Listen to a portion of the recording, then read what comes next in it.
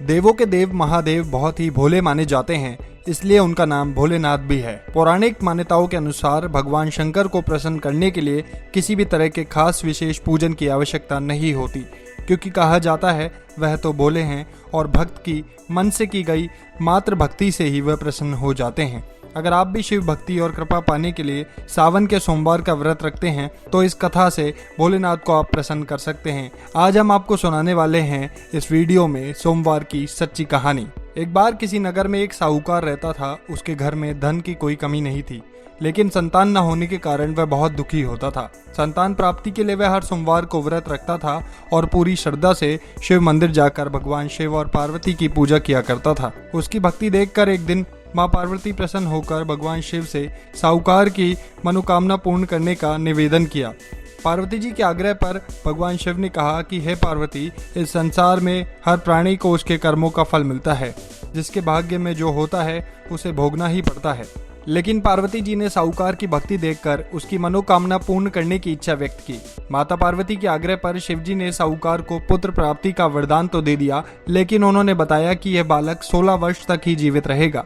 माता पार्वती और भगवान शिव की बातचीत को साहूकार सुन रहा था, इसलिए उसे न तो इस बात की खुशी थी और न दुख। पहले की भांति शिवजी की पूजा करता रहा साहूकार। कुछ समय के बाद साहूकार की पत्नी ने एक पुत्र को जन्म दिया। वह बालक जब 11 साल का हुआ तो उसे पढ़ने के लिए काशी भेज दिया गया। साहूकार ने पुत्र के मामा को बुलाकर उसे बहुत सारा धन देते हुए कहा कि तुम इस बालक को काशी विद्या प्राप्ति के लिए ले जाओ। तुम लोग रास्ते में यज्ञ करते हुए जाना और ब्राह्मणों को भोजन दक्षिणा देते हुए जाना। दोनों मामा भांजे इसी तरह यज्ञ कराते हुए ब्राह्मणों को दान दक्षिणा देते हुए काशी नगर की ओर निकल पड़े। इस दौरान रात में नगर पड़ा जहां नगर के राजा की कन्या का विवाह था, लेकिन जिस राजकुमार से उसका विवाह होना था वह एक आंख से काना था। राजकुमार के पिता ने अपने पुत्र के काना होने की बात छुपाई थी और इस बात को छुपाने के लिए उसने सोचा कि क्यों ना साहूकार के पुत्र को दूल्हा बनाकर राजकुमारी से विवाह करा दूं। इसके बाद साहूकार के पुत्र को बहुत सारा धन देकर विदा कर दूंगा और राजकुमारी को अपने नगर ले जाऊंगा। लड़के को दूल्हे के वस्त्र पहनाकर राजकुमारी से विवाह करा दिया गया।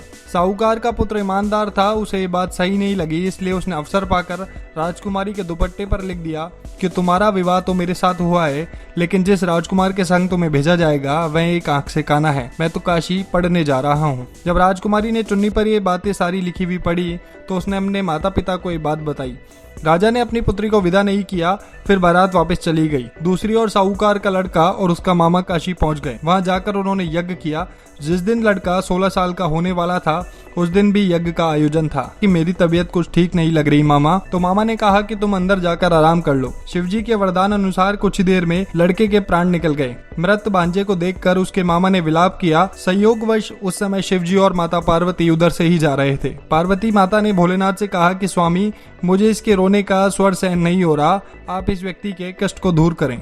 जब शिवजी मृत बालक के समीप गए तो वह बोले कि यह वही साहूकार का पुत्र है जिसे मैंने 16 वर्ष की आयु का वरदान दिया था। अब इसकी आयु पूरी हो चुकी है, लेकिन मातृभाव से विभोर माता पार्वती ने कहा कि हे महादेव, आप इस बालक को और आयु देने की कृपा करें, अन्यथा इस वियोग में इसके माता पिता भी तड़प तड़प कर मर जाएंगे। माता पार्वती के पुनः आग्रह करने पर भगवान शिव ने उस लड़के को जीवित होने का वरदान दिया। शिवजी की कृपा से वह लड़का जीवित हो गया। शिक्षा पूरी करके लड़का मामा के साथ अपने नगर की ओर वापस चल दिया। दोनों चलते हुए उसी नगर में पहुंचे जहाँ उसका विवाह हुआ था। उस नगर में भी उन्होंने यज्ञ का आयोजन किया था। उस लड़के के ससुर ने उसे पहचान लिया और महल में ले जाकर उसकी खातिरदारी की और अपनी पुत्री को उसके साथ विदा कर दिया। साहूकार और उसकी पत्नी भूखे प्यासे रहकर अपने बेटे की प्रतीक्षा कर रहे थे। उन्होंने प्रण रखा था कि यदि अपने बेटे की मृत्यु का समाचार मिलेगा तो वह भी प्राण त्याग देंगे, परंतु अपने बेटे के जीवित होने का समाचार पाकर वे बेहद प्रसन्न हुए। उसी रात भगवान शिव ने साहूकार के सपने में आकर कहा, हे श्रेष्ठी, मैं तेरे सोमवार के व्रत करने और तेरी व्रत कथा सुनने से प्रसन्न होकर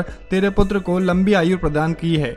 इस प्रकार जो कोई सोमवार का व्रत करता है या कथा सुनता है और पढ़ता है उसके सभी दुख दूर होते हैं और सभी मनोकामनाएं भी पूर्ण होती हैं। यह थी सोमवार की एक सच्ची कहानी। सोमवार का व्रत रखने से आपको निश्चित रूप से ही आपको फल मिलता है, आपकी सारी मनोकामनाएं पूरी होती हैं, क्योंकि भोलेनाथ स्वयं भोले हैं और वो छोटी सी भक्ति से भी प्रसन्न हो जाते हैं। कैसी लगी आपको ये कहानी, आप हमें कमेंट करके बता सकते हैं। साथ ही अगर आप हमारे चैनल पर नए हैं तो आप हमारे चैनल को सब्सक्राइब करना ना भूलें, ताकि हमारे चैनल की हर अपडेट आप तक पहुंचे सबसे पहले।